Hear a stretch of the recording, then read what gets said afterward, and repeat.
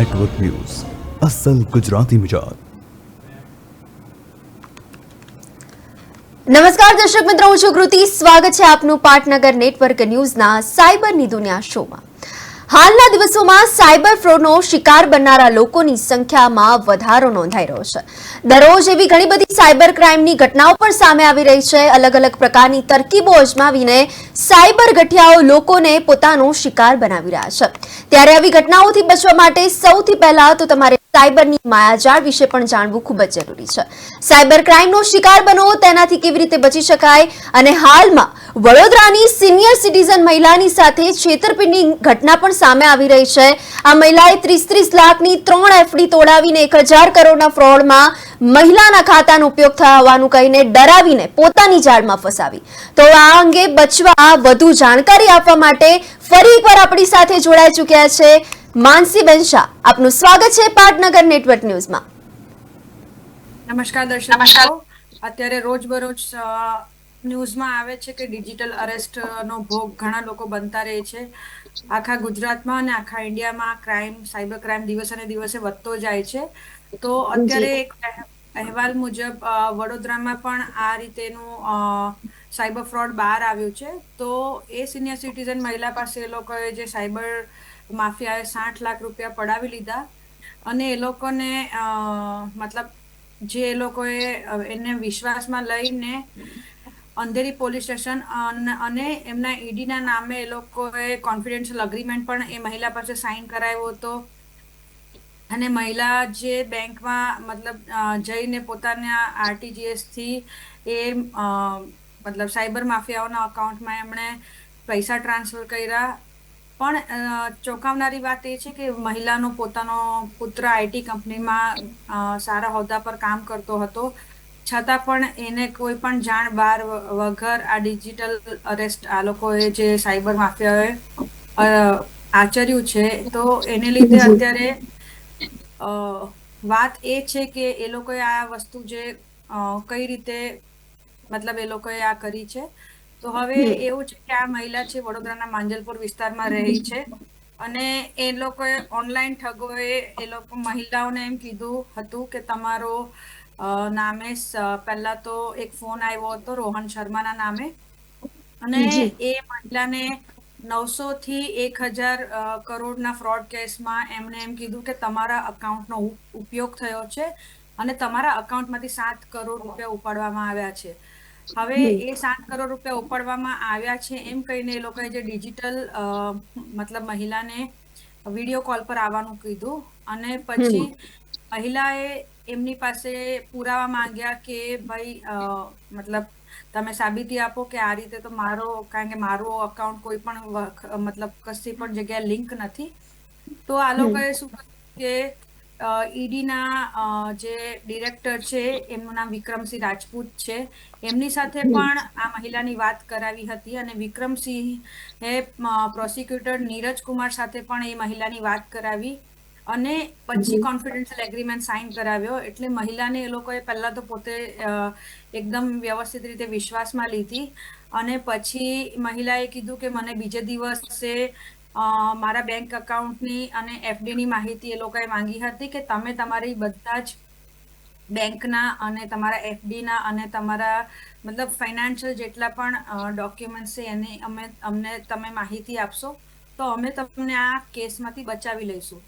અને પછી મહિલાને એમ કીધું કે તમે રકમ એટલે આ બચાવવા માટે અમને પૈસા આપવાની તમારે જરૂર પડશે કારણ કે આ બધું વસ્તુ જે ઓફિશિયલ છે, ગવર્મેન્ટ કામકાજ છે, એને લીધે તમારે થોડા રૂપિયા અમને આપતા રહેવું પડશે। અને મહિલાનું કેવું એવું હતું કે હું સવારે મતલબ ઉઠતી હતી ત્યારથી મારે એ લોકોને એવરીથિંગ ઇઝ ઓકે એમ કરીને હર 1 કલાકે મારે મેસેજ કરવો પડતો હતો કે એ લોકોને ખબર પડે કે ભાઈ હું ઓનલાઈન જ છું। પરંતુ પ્રોબ્લેમ એ હતો કે વિડીયો કોલ ચાલુ હતો પણ સામે ની સ્ક્રીન પર આ લોકોએ પોતાની ઇમેજ બ્લર રાખી હતી એટલે મહિલાને સામે કોણ હતું એ દેખાતું નહોતું, ખાલી પોતે ઓનલાઈન છે અને એમણે પછી ઓનલાઈન છે એમ કરીને કીધું કે ચલો હું બેંકમાં પૈસા ટ્રાન્સફર કરવા જાઉં છું તમને અને સાયબર માફિયાએ કીધું તમે જ્યારે પણ પૈસા ટ્રાન્સફર કરો તમારે અમને વોટ્સએપ પર સ્ક્રીનશોટ મોકલવાનો છે કે તમે અમારા અકાઉન્ટમાં પૈસા ટ્રાન્સફર કર્યા છે. હવે બીજી એક વસ્તુ એમાં એ છે કે મહિલાને તો એ લોકોએ વિડીયો કોલ પર રાખી હતી, પણ એ મહિલાનો પુત્ર મુંબઈની આઈટી કંપનીમાં કામ કરતો હતો અને તો પણ એ મહિલા પાસેથી એ લોકોએ પૈસા કઢાવવા માટે મહિલાએ કીધું કે મારી પાસે કોઈ પૈસા છે નહીં વધારે પડતા. તો એમણે એમને સલાહ આપી કે તમે જેટલા પણ બેંકના સ્ટેટમેન્ટ અને બેંકના ડોક્યુમેન્ટ્સ અમને બતાવ્યા છે તો એમાં અમને ખબર પડે છે કે તમારી પાસે 3 એફડી છે. તો તમે આ 3 એફડી તોડાવીને અમારા પૈસા તમે અમને ચૂકવશો તો જ અમે તમને આ કેસમાંથી બહાર કાઢી શકશું. અને એ મહિલાને કીધું કે દરેક ટ્રાન્ઝેક્શન વખતે તમારે જેટલી પણ વખત અમારી સાથે વાતચીત કરો કે પછી ટ્રાન્ઝેક્શન એ બધાના મતલબ તમારે ફોટા અમને મોકલવાના છે.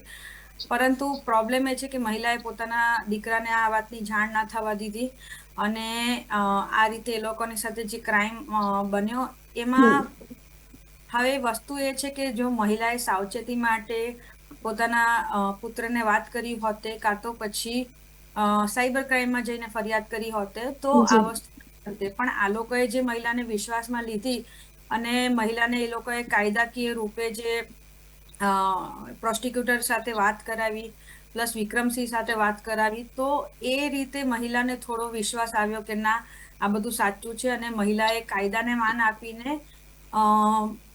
એને મતલબ થોડા વિશ્વાસમાં લીધી અને આ જે સાયબર માફિયાઓ છે એનો એ ભોગ બની ગયા.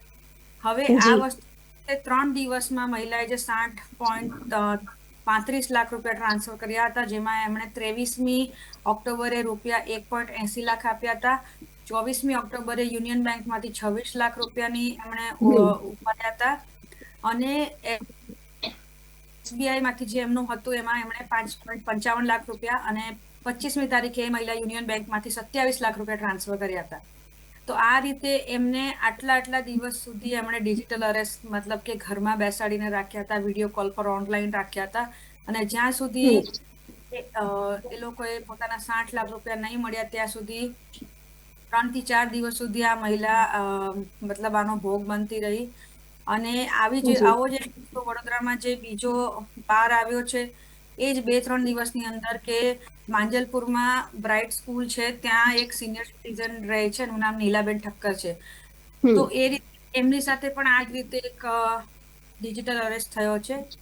એમણે કીધું કે સવારે હું ત્યારથી મને ફોન આવી જતા હતા, મેસેજ આવી જતા હતા કે તમારા નામે તમારા અકાઉન્ટમાં અણછાતી ગતિવિધિઓ ચાલુ થઈ છે અને અમે તમને આ બધામાંથી બહાર કઢાવીશું અને અમારી સાથે પબ્લિક પ્રોસિક્યુટર પણ છે અને એ રીતે તમે અમને થોડાક પૈસા આપશો તો તમારા આ કેસમાંથી તમે બહાર નીકળી શકશો.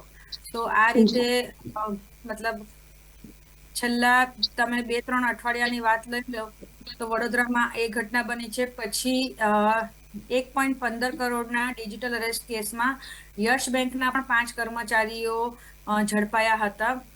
એમાં સેટેલાઇટમાં રહેતા સિનિયર સિટીઝન માં કેસ થયો હતો અને એ લોકોની પાસે 1.5 કરોડ રૂપિયા સાયબર માફિયાએ પડાવી લીધા હતા અને નાણાકીય જે ટ્રાન્ઝેક્શન થયું હતું તો આ લોકોએ સાયબર માફિયા જે 1.5 કરોડના 10% કમિશન લઈને એ લોકો કામ કરતા હતા. મતલબ જે મેઇન માણસ હતો સાયબર માફિયાનો એ એમની પાસે 10% કમિશન લઈને આ ઇન્ડિયન લોકોને પાસે ડિજિટલ અરેસ્ટમાં એ લોકો સાથે પાસે કામ કરાવતા હતા.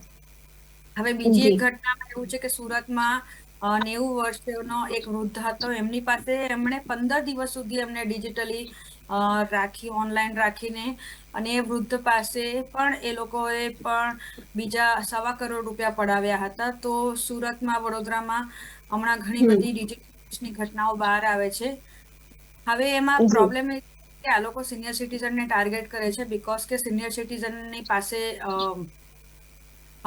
ઓછું નોલેજ હોય છે કે આ રીતે તમને કોઈ ફોન આવે કાં તો તમારી પાસેથી કોઈક વ્યક્તિ વિડીયો કોલ કરે તો તમારે એક તો પહેલા એમની સાથે વાત કઈ રીતે કરવાની અને એ લોકો જે ડરાવે ધમકાવે તમને તો એ લોકોને નોલેજ નથી હોતું કે એ લોકો કઈ રીતે આ વસ્તુ પર રિએક્ટ કરે કારણ કે એ લોકો જે રીતે તમને પહેલા તો તમારા મનમાં જે ડર બેસાડે છે એને લીધે જે સિનિયર સિટીઝન છે એ કોઈને વાત પણ નથી કરી શકતા. એમને એવું લાગે છે કે અમે ફસાઈ જઈશું કાં તો અમારા ફેમિલીને ઇસ્યુ આવશે. તો એને લીધે આ લોકો જે સાયબર માફિયાઓ છે, એક તો પહેલા એ લોકોને સતત ઓનલાઈન રહેવાનું કહે છે. હવે એ લોકો જી કહે છે એટલે શું છે કે જે સિનિયર સિટીઝન છે એ લોકો મૂંઝવણમાં પડી જાય છે કે હવે અમે ઓનલાઈન છે તો વાત પણ કોની સાથે કરીએ, ઘરમાં સપોઝ કોઈ હોતું નથી, કાં તો એ લોકોના દીકરા દીકરીઓ મતલબ બીજે શહેરમાં કામ કરતા હોય છે કે કઈ પણ રીતે. અને સાયબર માફિયા કેવું છે કે પહેલેથી મોસ્ટલી જે લોકોનો ડિજિટલ અરેસ્ટ થાય છે એ લોકોના અકાઉન્ટની માહિતીઓ એ લોકો પાસે હોય જ છે કે આ લોકો પાસે રૂપિયા છે, આ લોકો પાસે અમે આટલા રૂપિયા પડાવી શકશું, એ લોકોનો ટાર્ગેટ હોય જ છે. અને આ બધા જે છે સાયબર માફિયા ઓપરેટ થાય છે ઇન્ડિયાની બહારથી. એટલે જી પણ એમાં અત્યારે પગલા ભરે તો પણ એ લોકોના હાથમાં કશું આવતું નથી, બીકોઝ કે એ લોકોના આઈડી, એ લોકોના VPN, એ લોકોના સર્વર બધું જ તમને ઇન્ડિયાનું મળતું નથી. ઇન્ડિયાની બહારથી આજે ઓપરેટ થાય છે. અને ઘણા બધા દેશોમાં મેઇનલી તમને ખબર છે કે અત્યારે નાઇજીરિયાનું વધારે સ્કેમ કરે છે, પણ એ પ્રૂફ થઈ નથી કે આ લોકો જ કરે છે. અને જે ઇન્ડિયન્સને ટાર્ગેટ કરવામાં આવે છે, જે ઇન્ડિયન્સને એ લોકો ટ્રેનિંગ આપે છે, અને ઇન્ડિયન્સ મતલબ ઇન્ડિયામાં થોડા પૈસાને લાલચ છે કે ભાઈ કોઈને પોકેટમાં હોય છે, કાં તો કોઈને સ્કૂલની ફીસ હોય છે, કોલેજની ફીસ હોય છે. અને એ રીતે જે અડલ્ટ લોકો હોય છે કે જે લોકોને જોબની જરૂર હોય છે, તો એ લોકો આ રીતે ઇન્ડિયન લોકોને ટ્રેનિંગ આપે, સાયબર ક્રાઇમ કરે છે. તો એમાં પહેલા તો તમારે બચવા માટે હવે શું કરવાનું કે બચવા માટે પહેલા તો તમને આવી રીતે કોઈ પણ રીતે અનનોન નંબરથી વિડીયો કોલ આવે તો તમારે એ વિડીયો કોલ પહેલા તો તમે નહીં ઉઠાવો એ જ બહેતર છે. કારણ કે અગર તમારા મોબાઈલ સેવ નહીં હશે તો તમને ખબર જ છે કે આ કોઈ બહારના વ્યક્તિનો ફોન છે.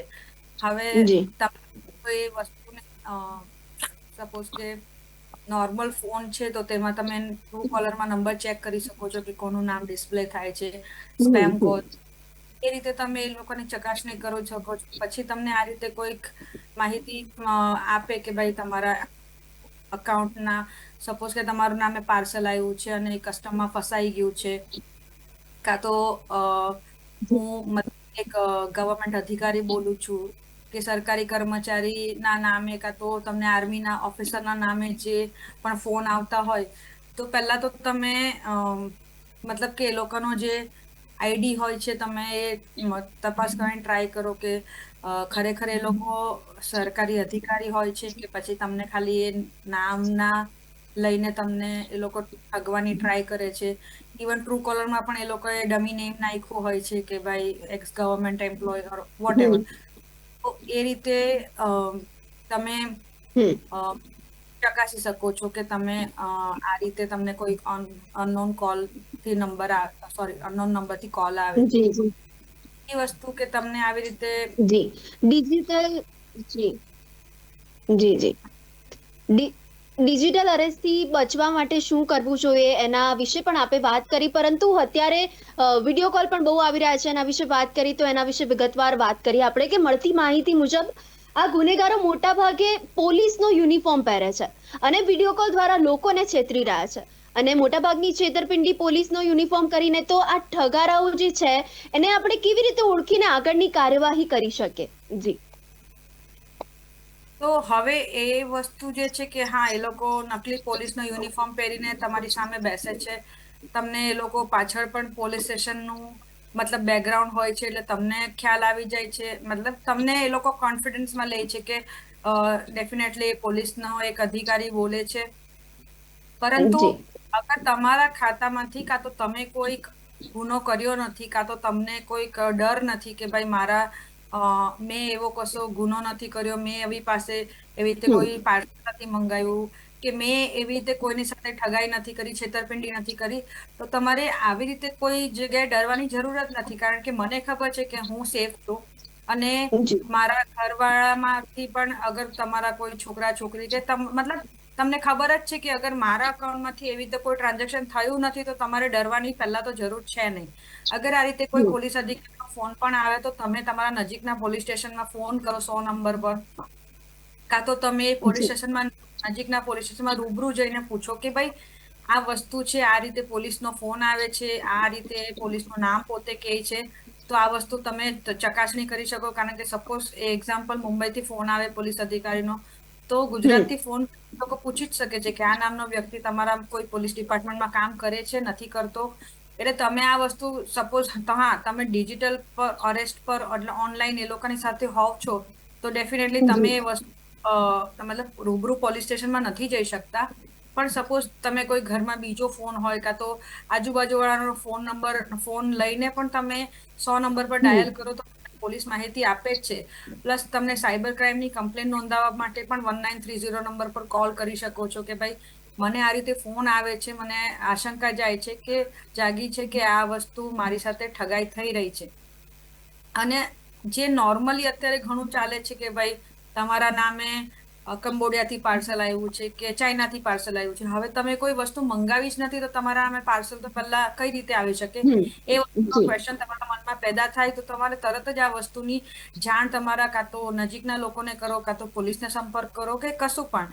કારણ કે અત્યારે જેટલો ડર તમને લાગશે અને તમે થોડા ડરમાં આવીને એ લોકોની વાતમાં આવી જશો તો પછી એ લોકો તમને વધારે ડરાવીને ડિજિટલ અરેસ્ટનો ભોગ બનાવી. તો આ રીતે તમે આનાથી બચવા માટે તો મતલબ તમે વેબસાઇટ પર ગવર્મેન્ટની સાયબર ક્રાઇમની વેબસાઇટ પર પણ તમારી કમ્પ્લેન નોંધાવી શકો છો. અને આ રીતે બચવા માટે તમારે મેઇન તો તમારે સ્પેમ કોલ પણ નહીં ઉઠાવવાના, અનનોન નંબર પણ નહીં ઉઠાવવાના. અને તમને જો વધારે પડતું લાઈક તમે અગર અડલ્ટ મતલબ જોબ કરતા હો કાં તો તમે યંગસ્ટર્સ હો તો તમે ઠીક છો, તમે સેફ છો. પણ સિનિયર સિટીઝનોને મારી એટલી વિનંતી કે તમે અત્યારે સપોઝ નવું સોશિયલ મીડિયા પણ વાપરતા થયા હોય કાં તો નવા મેસેજીસ પણ ફોરવર્ડ કરતા હોય તો તમારે એવી કોઈ પણ લિંક આવે, કોઈ પણ માહિતી આવે કે એ લોકો તમને ક્લિક કરવાનું કે કાં તો QR કોડ સ્કેન કરવાનું કે, તો આ વસ્તુથી તમે બચો. કારણ કે તમે નવું શીખ્યા છો, તમને ખબર નથી પડતી કે કઈ વેબસાઇટ સેફ છે, કઈ વેબસાઇટમાં સ્પેમર છે, કઈ વેબસાઇટમાં બધા વાયરસ હોય છે. તો આ વસ્તુથી તમે હવે બચવા માટે મતલબ તમારા ઘરમાં જેની પાસે પણ તમે શીખતા હોય એને પૂછો, 2-3 વાર પૂછો કે મારે આ વસ્તુ કરવી છે. સોશિયલ મીડિયા પર તમે કંઈ પણ પોસ્ટ બી નહીં કરી શકો કારણ કે તમારા એક પોસ્ટથી કે તમારી એક ક્લિકથી તમારું બેંક એકાઉન્ટ ખાલી થઈ જાય છે અત્યારે તો એ રીતે વોટ્સએપથી પણ અત્યારે ઘણીવાર આટલા બધા ક્રાઇમો થાય છે. તો ડિજિટલ અરેસ્ટથી પણ તમે બચવા માટે મતલબ મહેરબાની કરીને કે આવી રીતે વિડીયો કોલના ઝાંસામાં નહીં આવો. તમને એકવાર વિડીયો કોલ આવે, તમે બાય ચાન્સ ઉપાડી લીધો હોય અને સપોઝ અમુક કેસમાં તો એવું પણ હોય છે કે તમારી સાથે કોઈક લેડીને સામે રાખીને તમારો મતલબ એ લેડી સપોઝ ન્યૂડ વિડીયો એ લોકો પ્લે કરે છે અને તમારું સ્ક્રીન રેકોર્ડિંગ સામેવાળાનું સ્ક્રીન રેકોર્ડિંગ ઓન રાખે છે અને તમારો વિડીયો અને લેડીનો વિડીયો ઉતારી લે છે નજીવી સેકન્ડમાં, મતલબ 1 મિનિટના ડિસ્ટન્સમાં. જો તમે કંઈક વિચારવા માંગો કે ભાઈ મારી સાથે આ શું થઈ રહ્યું છે, મેં તો આવી રીતે કોઈ લેડીને ફોન નથી કર્યો, એટલી વારમાં તો તમારું રેકોર્ડિંગ થઈ જાય છે અને એ લોકો ધમકીઓ આપે છે કે હું સોશિયલ મીડિયા પર વાયરલ કરી દઈશ.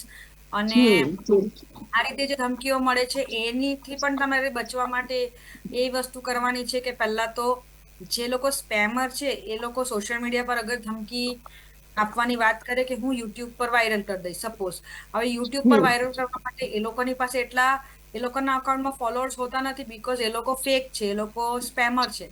તો ભલે વાયરલ કરી દે, તમે બી સેલિબ્રિટી નથી તો તમારે એનાથી ડરવાની જરૂર નથી કે ભાઈ એ લોકો વાયરલ કરી દેશે. તરત તમે તમારા સાયબર ક્રાઇમમાં રિપોર્ટ કરો, તમે તમારા 100 નંબર પર ફોન કરો યા તો પોલીસ સ્ટેશનમાં આ વસ્તુની જાણ કરો. એટલે કોઈ પણ વિડીયો કોલ આવે કે તમને કોઈ ડિજિટલ અરેસ્ટ કાં તો સોશિયલ મીડિયાના માધ્યમથી જે એ લોકો તમને ડરાવવા ધમકાવવાની ટ્રાય કરે છે તો એનાથી તમારે બચવા માટે આ જ રસ્તો છે કે તમે એ લોકોના કોલને અટેન્ડ નહીં કરો. અને જો બાય ચાન્સ અટેન્ડ થઈ જાય તો 1-2 વાર વાત કરીને તમે મૂકી દેવો અને તરત તમે બીજો ફોન કે ત્રીજો ફોન ઉપાડ્યા વગર તમે તમારા પોલીસમાં અધિકારીને સાયબર ક્રાઇમમાં રિપોર્ટ કરો. જી, આપે જણાવ્યું એ અનુસાર સાયબર ક્રાઇમની જે ઓફિશિયલ વેબસાઇટ હોય એના ઉપર જ જઈને આપ ફરિયાદ કરી શકો છો. એનાથી આપ છેતરપિંડીનો ભોગ બનતા અટકી શકો છો. હવે વાસ્તવમાં ડિજિટલ ધરપકડ વિશે પણ આપે વાત કરી તો આ ડિજિટલ ધરપકડ એ છેતરપિંડીની એક નવી પદ્ધતિ જ છે અને એમાં એવું આ કામ એવી રીતે કરે છે કે એમને પૈસા ચૂકવવા મજબૂર લોકો થઈ જાય તો આ ડિજિટલ ધરપકડની ચાલથી સાવધાન રહેવા માટે આપણે કઈ બાબતોનું ધ્યાન રાખવું જોઈએ, એના વિશે જણાવશો? જી. હવે ડિજિટલ ધરપકડ એ જ વસ્તુ જે છે કે જેમ કે સપોઝ આ મહિલા પાસેથી એ લોકોએ 60 લાખ રૂપિયા પડાવ્યા. પહેલા તો એ વસ્તુ હતી કે એ મહિલાને અચાનકથી એમણે એક સવારે વિડીયો કોલ કર્યો અને એમણે એમ કીધું કે ભાઈ તમારા અકાઉન્ટમાંથી સપોઝ 900 થી 1000 કરોડનું ટ્રાન્ઝેક્શન થયું છે. હવે આ વસ્તુ જે છે કે તમે એક તો એ લોકો ટાર્ગેટ સિનિયર સિટીઝનને કરી અને આ મહિલા સપોઝ ડેફિનેટલી કોઈ પણ સિનિયર સિટીઝન હોય તો આ વસ્તુથી ડરી જાય છે કે મારા અકાઉન્ટમાં તો આવી રીતે કોઈ ટ્રાન્ઝેક્શન થયા નહીં હોય. હવે જે ડિજિટલ અરેસ્ટ છે, જેમ કે તમને એ લોકોએ પહેલા તો વોટ્સએપ વિડીયો કોલ કર્યો હશે, બીકોઝ આ લોકો પોતે સેફ રહેવા માટે વોટ્સએપ પર વિડીયો કોલ જ કરે છે કે એ લોકોનો ગુનો સાબિત ના થાય. હવે એ વિડીયો કોલ જ્યારે મહિલાએ ઉપાડ્યો ત્યારે પોતે એમણે માંગણી કરી કે તમારા પાસે શું પ્રૂફ છે કે તમે લોકો મતલબ પોલીસ અધિકારી બોલો છો, કાં તો આ જે કેસમાં હતું એમણે ઈડી નું નામ આપ્યું કે અમે લોકો મુંબઈના ઈડી માંથી બોલીએ છીએ. તો એ લોકોએ આ બધા નામ તમારી સામે રાખ્યા, પણ એનાથી બચવા માટે તમારે તો પહેલા આ વસ્તુ ચકાસવાની જરૂર છે. મેં તમને જેમ આગળ કીધું કે આવી રીતે કોઈ પણ નામ લઈને એ લોકો ફોન કરે તો તમે ડેફિનેટલી પહેલા તો બીજા વ્યક્તિના નંબર પરથી કાં તો ઘરમાં તમે એ વસ્તુની જાણ કરો કે મને આવી રીતે આ લોકો ફસાવે છે. તો તમે અગર તમે ડિજિટલ ઓનલાઈન હોવ અને તમારે સામે રહેવાની જરૂર હોય તો તમે તમારા ઘરમાં કે નજીકના લોકોને કહો કે તમે લોકો મારા વતી કમ્પ્લેન કરો કે મારી સાથે આ રીતે લોકો મને ડિજિટલી ઘરમાં બેસાડીને રાખી છે, મારી પાસે પૈસાની માંગણી કરે છે. તો તમને ડેફિનેટલી મતલબ તમારા ઘરના સદસ્ય હોય કે તમારા રિલેટિવ્સ હોય કે પડોશીઓ હોય એ લોકોને તમે મતલબ મેસેજથી કાં તો રાઇટિંગ ઓન પેપર પર લખીને પણ તમે જણાવી શકો છો. કારણ કે તમારે તો ડેફિનેટલી ઓનલાઈન પેલા લોકોની સામે માફિયાઓની સામે રહેવાનું જ હોય છે, તો તમે કોઈ એવી ગતિવિધિઓ નહીં કરી શકો જે એ લોકોને નજરમાં આવી જાય. તો તમે એમને રાઇટિંગ કરીને પણ તમારા આજુબાજુવાળાને કહી શકો છો કે તમે 100 નંબર પર ફોન કરો, કાં તો 1930 પર કમ્પ્લેન કરો, કાં તો પોલીસને જાણ, અને જે સાયબરની વેબસાઇટ છે એના પર તમે રજીસ્ટર કરો. પણ આ બધું વસ્તુ જે છે તમે જ્યાં સુધી કોઈને શેર નહીં કરશો, કેસો નહીં, ત્યાં સુધી તમે આ વસ્તુથી બચી ના શકો. કારણ કે તમે ઓલરેડી ડરી ગયા હોવ છો, તમને ખબર નથી પડતી કે તમારે શું કરવાનું. અને આ રીતે જ્યારે કોઈ પૈસાની માંગણી કરે છે ત્યારે તો તમારે ડેફિનેટલી ચેતવાની જરૂર છે, કારણ કે તમારે કોઈ પણ પ્રકારનો ગુનો નથી કર્યો તો તમારે કોઈને પણ પૈસા આપવાની જરૂર નથી પહેલા તો. એટલે પૈસાનું ટ્રાન્ઝેક્શન જ્યારે પણ તમારે કરવું હોય ત્યારે મહેરબાની કરીને તમે કોઈની પણ સલાહ લેવ, કાં તો ઘરના વ્યક્તિ, કાં તો તમારા કોઈ અંગત મિત્ર હોય. અને ડિજિટલ અરેસ્ટમાં તો ખાસ કરીને સિનિયર સિટીઝનો એ વસ્તુ તમારે જેટલું તમે એકબીજાને કહેશો, તમે એકબીજાને પૂછશો ત્યાં સુધી તમે સેફ રહેશો. કારણ કે અત્યારે જે સોશિયલ મીડિયાના માધ્યમ થ્રુ પણ અને જે મતલબ તમને પણ ખબર છે કે મતલબ સિનિયર લોકો જે અત્યારે ફોનને ચલાવતા શીખી રહેતા હોય, કાં તો કંઈ પણ એ લોકો લેપટોપ યુઝ કરતા શીખતા હોય, અને આ રીતે જ્યારે એ લોકોના અકાઉન્ટમાં પૈસા હોય છે, સાયબર માફિયાઓને ખબર હોય છે કે આ લોકો પાસે આટલો બધો રૂપિયો છે, તો ડેફિનેટલી એ લોકો ટાર્ગેટ કરે જ છે. અને જ્યારે તમે એકવાર ડરીને જ્યારે તમે ફર્સ્ટ ટ્રાન્ઝેક્શન કરો છો ત્યાર પછી તો એ લોકો તમને મતલબ બહુ ડરાવે છે કે સેકન્ડ કરો, થર્ડ કરો. એટલે તમારે આ વસ્તુથી બચવા માટે એક જ વસ્તુનો ઉપાય છે કે તમે પહેલા તો ફર્સ્ટ ઉપાય કે તમે ઓનલાઈન ફોન આવે, વિડીયો કોલ તો તમારે ઉપાડવાની જરૂર છે જ નહીં. તમારો કોઈ પણ મિત્ર હશે કાં તો રિલેટિવ હશે એ તમને નોર્મલ ફોન કરીને જણાવશે, કંઈ પણ હશે તો વિડીયો કોલ નહીં કરશે. પ્લસ બીજી વસ્તુ, તમારાથી વિડીયો કોલ ઉપાડાઈ પણ જાય તો તમે એ વસ્તુની જાણ માટે અને સપોઝ કોઈ પોલીસ અધિકારી હોય તો એની વસ્તુની તપાસ કરો કે સાચેમાં પોલીસ અધિકારી છે. એને માટે થોડોક ટાઈમ તમને લાગી શકે તપાસ કરવામાં, પણ તમે એ વસ્તુ 100 નંબર પર પૂછી શકો છો કે આ વસ્તુ આ રીતે મારી સાથે થાય છે. અને અત્યારે પણ ઘણી સતર્ક થઈ ગઈ છે, કારણ કે અત્યારે દેશ વિદેશમાં ઘણા બધા ક્રાઇમો થાય છે. એટલે પોલીસ તમને ડેફિનેટલી આમાં સહકાર કરવાની જ છે કે એમને પણ ખબર પડે કે આ મહિલા અગર પ્રોબ્લેમમાં છે, કાં તો આ વ્યક્તિ પ્રોબ્લેમમાં છે, તો એ તરત જ તમને મદદ કરવા માટે તમારા ઘરે આવશે, કાં તો તમને ફોન પર માહિતી આપશે કે ભાઈ આ ડેફિનેટલી આ વ્યક્તિ પોલીસમાં કામ કરે છે કે નથી કરતો. થર્ડ રીત કે તમે આ રીતના કોઈ પણ વિડીયો કોલમાં જો આવી જાઓ બાય ચાન્સ, તો ડર થાય ત્યારે તમારે કોઈ પણ પૈસાના ટ્રાન્ઝેક્શન કરવાની જરૂર નથી. પહેલા તો તમે તમારા મતલબ કોઈ પણ વ્યક્તિને તમે શેર કરો કે હું આ વસ્તુ કરું, મતલબ પહેલા ટ્રાન્ઝેક્શન કરવા પહેલા પૂછો એમ. ટ્રાન્ઝેક્શન કરીને પછી તમે કહેશો તો તમને ડેફિનેટલી કે પૈસા તમારા રિકવર થશે કે ના થશે કોઈ ગેરંટી નથી. તો તમે કોઈ પણ પ્રકારનું ટ્રાન્ઝેક્શન કરવામાં ઉતાવળ ના કરો. એ લોકો ભલે તમને ડરાવે ધમકાવે, પણ એ ડેફિનેટલી તમારે એ યાદ રાખવાની જરૂર છે કે એ લોકો ઓનલાઈન છે. એ લોકો તમારી પાસે આવીને તમને ફિઝિકલી કોઈ હાર્મ કરવાના નથી, કે તમને કોઈ એ લોકો મારવાના નથી, કે તમારી સાથે કોઈ મિસબિહેવ નથી કરવાના. જે પણ વસ્તુ થઈ રહી છે તમારા વિડીયો કોલ પર થઈ રહી છે. એટલે તમારે ડરીને ભલે તમે 5 મિનિટની જગ્યાએ તમે અડધો કલાક સુધી એ ટ્રાન્ઝેક્શન વસ્તુ ના કરશો તો બી એ લોકોને તો એ લોકોના પૈસાની લાલચ છે, એટલે એ લોકો તમને ટાઈમ આપશે જ. તો એ ટાઈમનો સદુપયોગ કરીને તમે તમારા બચાવ માટે તમે આ વસ્તુ કરો, કે તમે કમ્પ્લેન કરો એમ.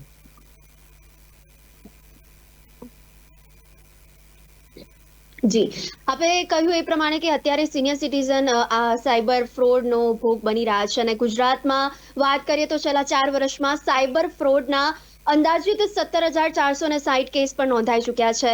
ધમકી ફોન આવે ત્યારે કયા પગલાં ભરવા જોઈએ એના વિશે પણ આપણે વાત કરી.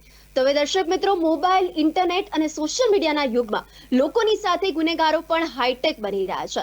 છેલ્લા કેટલાય મહિનામાં ઓનલાઈન અને સાયબર ફ્રોડના ખૂબ જ ચોંકાવનારા કિસ્સાઓ પણ સામે આવી રહ્યા છે, અને આમાં સાયબર ગુનેગારો AI જેવી ટેકનોલોજીનો પણ ઉપયોગ કરી રહ્યા છે. અને આનો તમે શિકાર ન બનો એટલા માટે યોગ્ય જાણકારી આપવા બદલ આપણા નિષ્ણાત માનસીબેન, આપનો ખૂબ ખૂબ આભાર.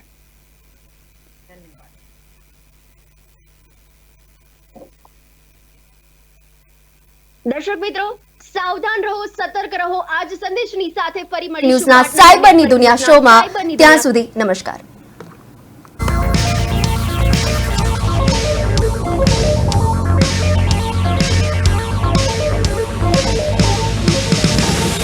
પાટનગર નેટવર્ક ન્યૂઝ, અસલ ગુજરાતી મિજાજ.